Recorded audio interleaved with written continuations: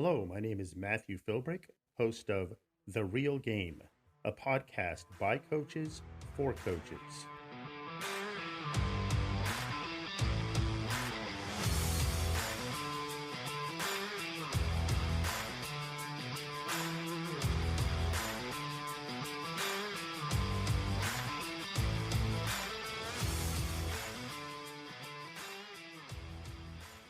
Thank you for tuning into this episode.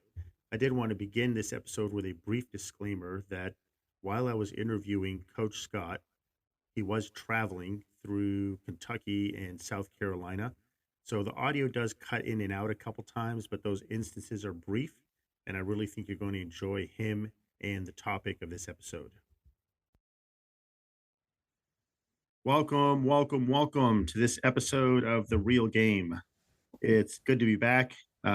I've been gone for a couple of weeks. You probably noticed I did not release an episode last week. We actually had the privilege of hosting our league basketball tournament here at our school, and it was crazy busy.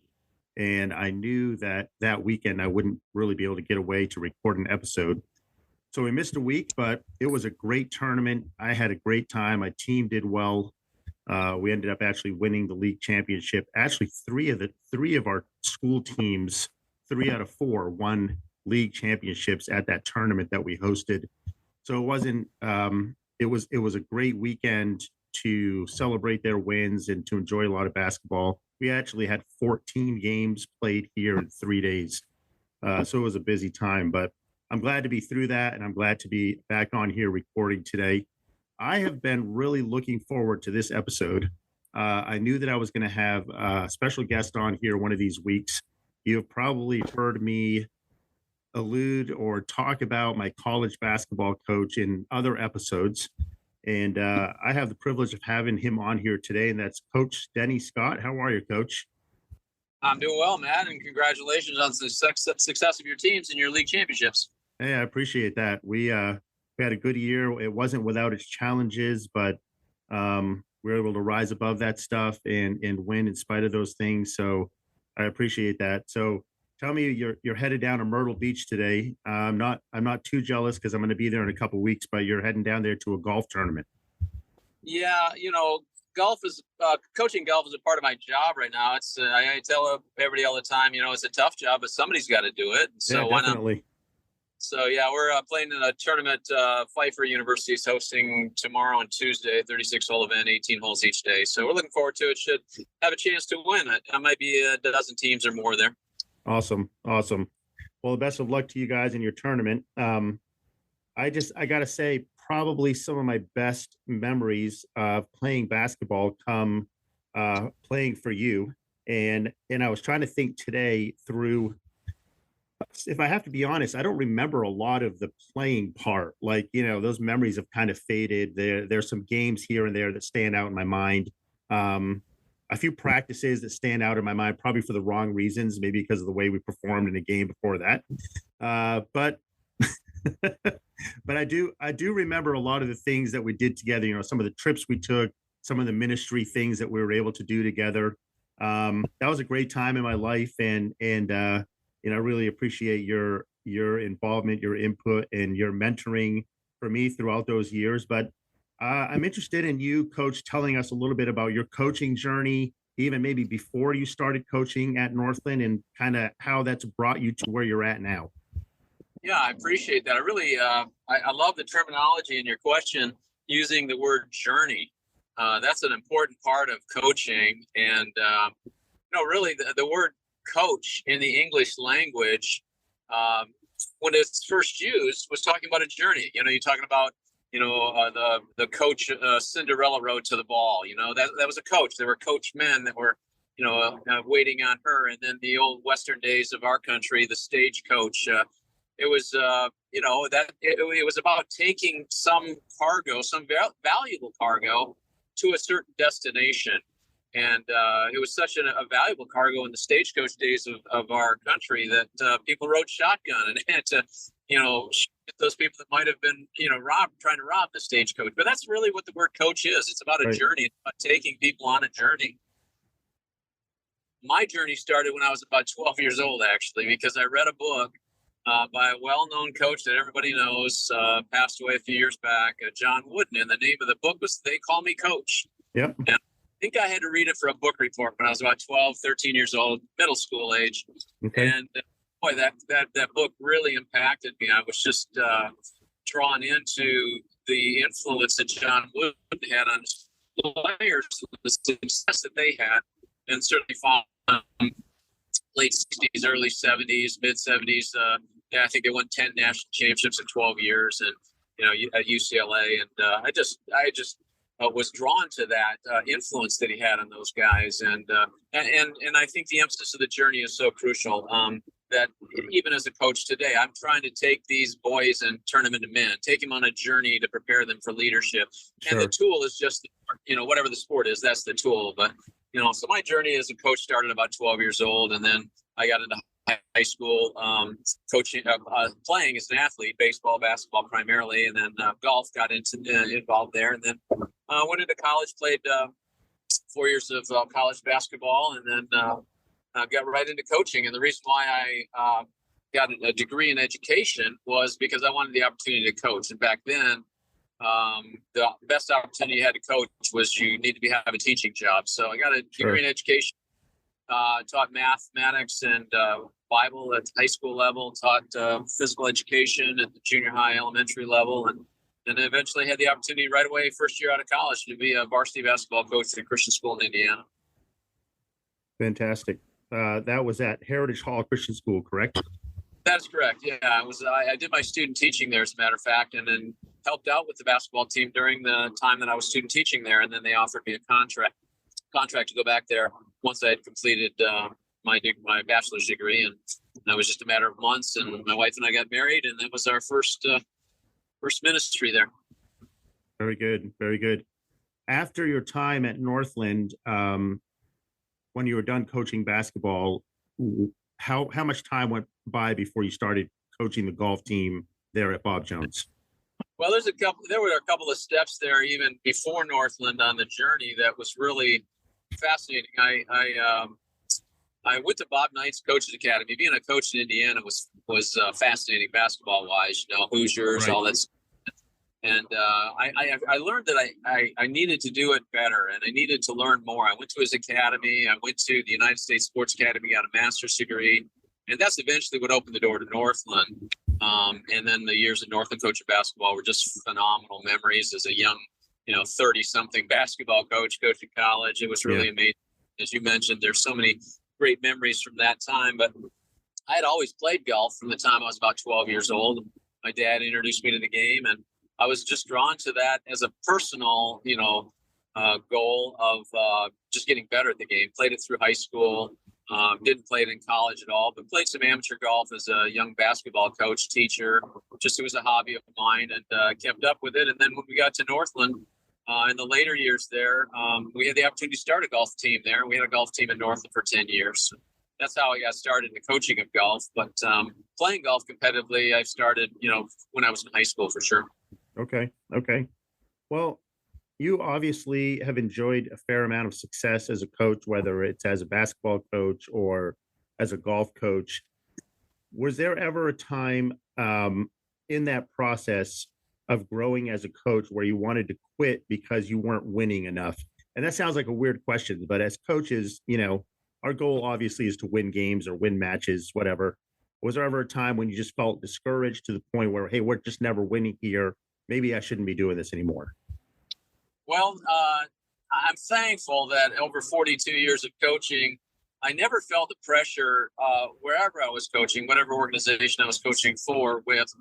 I never felt the pressure to have to win to keep my job. My job security was not winning. So that was a blessing, actually.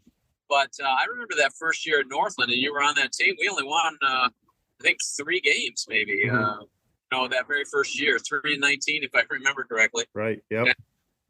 And the next year, I think we won 9 games. And the third year, we won, I think, 14 games and won the regional championship. Right.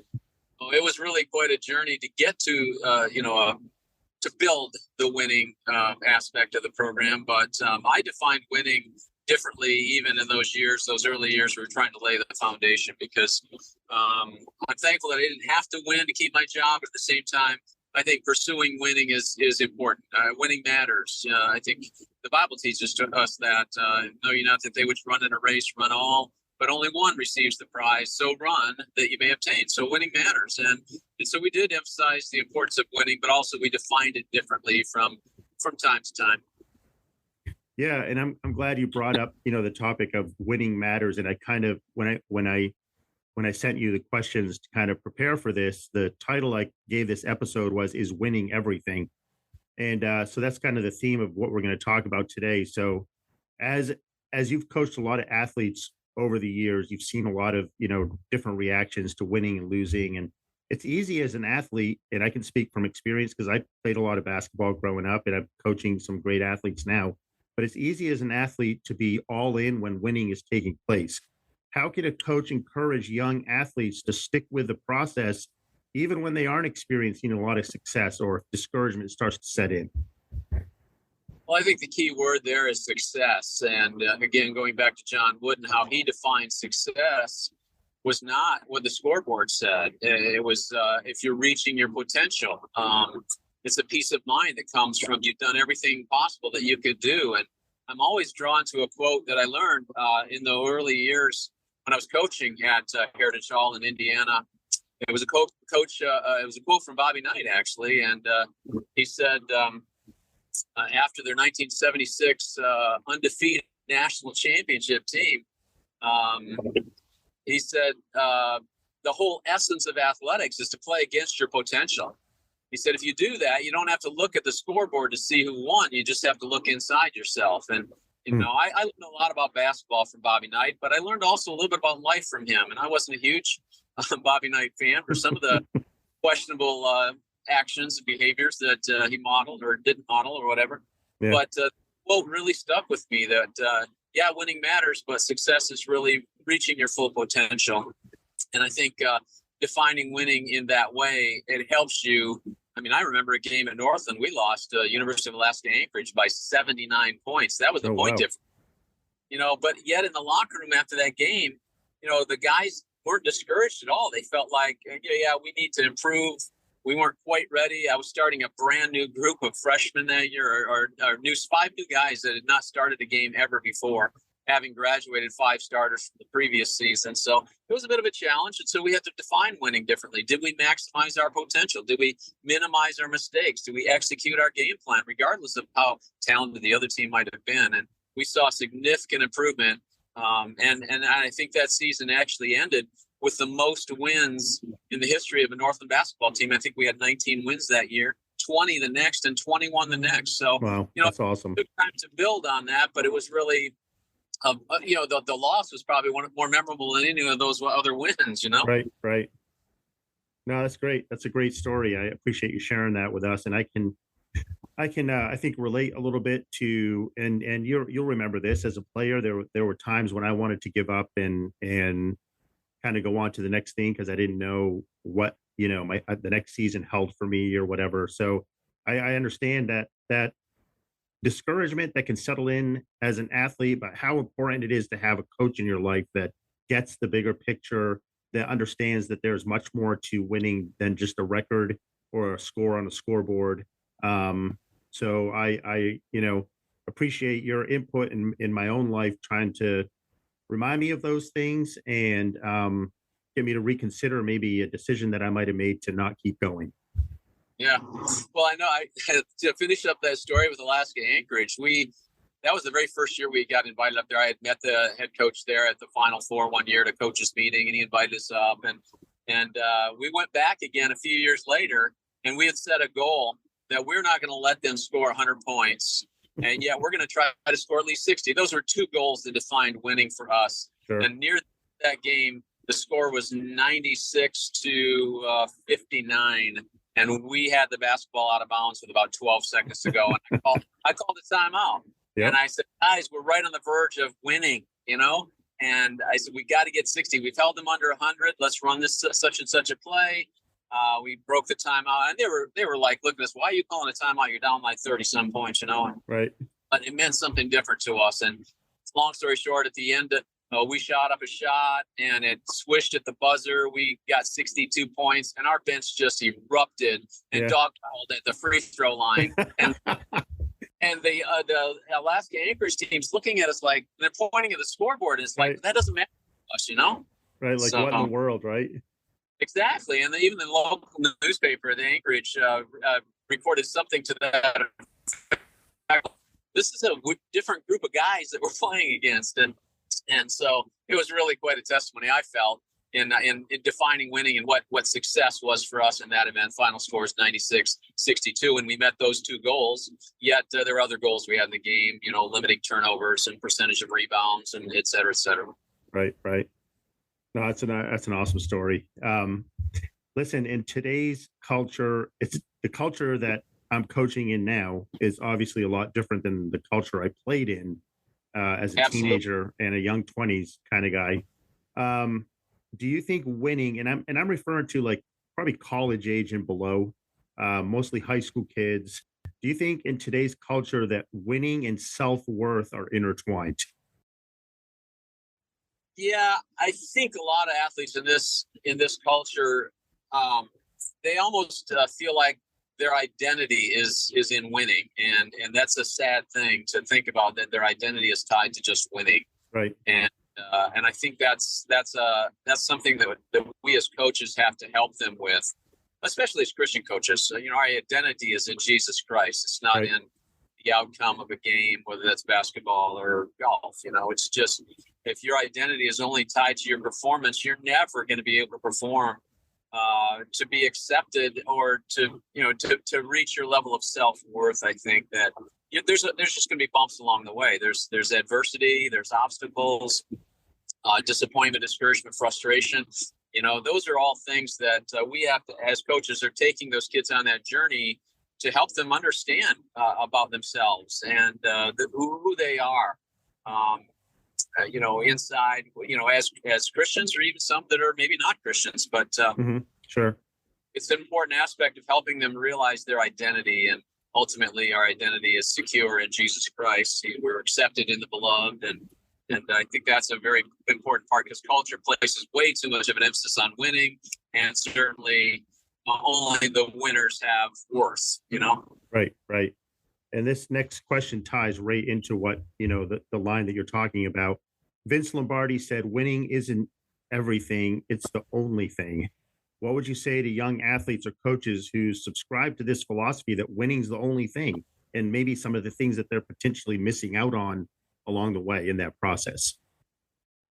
Well, when that quote is, and that's a very famous, familiar quote, but when that quote is quoted, you have to understand that the definition of winning, in that context, was what the outcome of the game, the result. And I think you have to really encourage kids that the outcome is not the true ultimate definition of winning. It's the process. It's the journey that we're taking them on. And I think one of the things that you have to deal with when you lose, when the scoreboard says you're a loser, is resiliency. Just teaching these kids how to bounce back from a disappointing loss. And maybe you played just a perfect game. I know when we were at Northland, and Coach Phillips was our athletic director, and he's you referred to him in a previous podcast. He shared with me a book called The Quality of Effort. And in that book, it's no longer in print, by Reggie Morrow. And I remember reading in that book for the first time, there's such a thing as a loss, and such a thing as a poorly played win. And so, we played some perfect games, executed everything, and the scoreboard said we were losers. And I didn't accept that loss. You have to help kids realize that, there are, if all you prepare your kids for is winning, like Lombardi was referring to, then they're going to have to be really, really lucky the rest of their lives to hopefully eke out a win every time they compete, or it's just not reasonable to think that winning is all that matters. Right. And that was actually my next question. Everyone wants to win. It would be ridiculous to say, hey, I'm a coach, but winning isn't important to me, because it is. It's so important, and that's what we strive for. But even I've enjoyed a lot of success the last couple of years with my basketball team, and But even in the midst of that success, there are losses, and you have to deal with those losses and learn from them. How can coaches steer young athletes towards those valuable lessons in the midst of losing? Yeah, I did a workshop one time on lessons from losing, and because you're going to have to learn how to deal with losses and keep them in perspective, and I think that's where you teach these kids resiliency. They have to learn how to bounce back, and life's like that. I mean, uh, the whole idea of competition in the marketplace, in the business world, you better be prepared to compete, or you will not succeed in business. And so, but you got to learn how to deal with setbacks. And we have a quote up in our golf center on campus. We have an indoor golf practice center, and it says on the quote, "Adversity is the very essence of the game of golf." You're going to get on the golf course, and there's going to be adverse conditions, maybe wind and rain. There are going to be hazards, obstacles, so water, sand traps, trees that are going to have to be overcome. And I tell my guys all the time, you're not ultimately playing against that other person in your foursome, in your grouping, whatever. You're playing your game, your potential against the conditions and the layout of the golf course today. And, you're striving to just do your best against those circumstances and accept the result. And I think that's where a lot of kids today are just unwilling to accept defeat, unwilling to accept a loss. And there's an element of unwillingness to accept that wasn't my best. I could do better. Those are good, positive ways to reinforce losing is, Right. I can do better, and I'm going to get better, and I'm going to embrace this as, hey, I can reach a better level of preparation, a better level of performance, and maybe have a better outcome eventually. Right.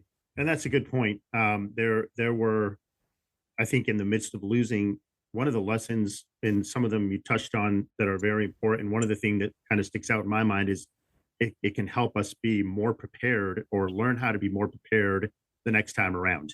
Yeah, Sometimes absolutely. you face an opponent that you have to be more prepared for the next time, because maybe they caught you off guard this time, or you didn't prepare adequately. So in a loss, it teaches us to, hey, I need to do these things better next time. Yeah, I was going back to John Wooden again. I've read about every book he's ever, put his name on, but he said, when your opportunity comes, it's too late to prepare. So preparation is so key. And when you go Right. through a loss, maybe we weren't really ready for that, and we need to learn how to get ready. And certainly that's a great takeaway from the loss. Yeah, definitely. So we want to push our athletes, to work hard, to be prepared. How do we push them hard and make winning important, but not so important to where we lose focus and it becomes the only thing? Yeah, I really focus on improvements, efforts. Hey, you need to give me more. You've got more in you. Challenging them about, I know you can do better. I know you can, you can exceed what you think is your limit. That's part of coaching. Is you not only take them on a journey, but you take them farther than they thought they were capable of going. And you've got to be able to put that challenge out there to say, I know you can do better. I know you can go farther, and I'm here to take you there. And I'd love to take you on that journey, and let's see where it takes us, But right now it's about you getting better, you reaching your potential, you setting some maybe short-term goals rather than the long-term goal at the end of the season. I want to shoot this kind of percentage from the free throw line. I want to have this kind of scoring average, little short-term goals that will eventually lead to the long-term goal that to get you where the ultimate destination is, that where you want to be. Right. Well, that's a great point, and you've shared some great insight with us today. And as we wrap up, can I share a quick story with you? Sure. I was kind of motivated by something you used to say to us a lot in college. I think you were the one who used to say frequently, offense wins games, but defense wins championships. Am I correct in that? Yeah, I've kind of tweaked that over the years, but certainly that was a quote that I picked up early in my coaching. And I changed it a little bit. Defense will determine if you're going to win.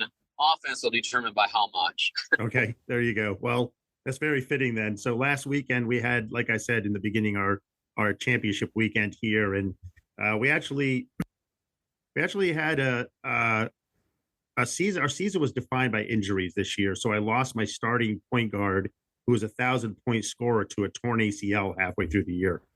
So that was obviously a devastating blow to our team, and we went from averaging almost 70 points a game to, dropping down in the 50s somewhere and having to come up with those other 22 points somewhere. So I've always been a defensive minded coach, but that really helped me shift my momentum and my coaching emphasis midway through the year to I really need to start coaching defense here, because that's how we're going to start winning some of these games.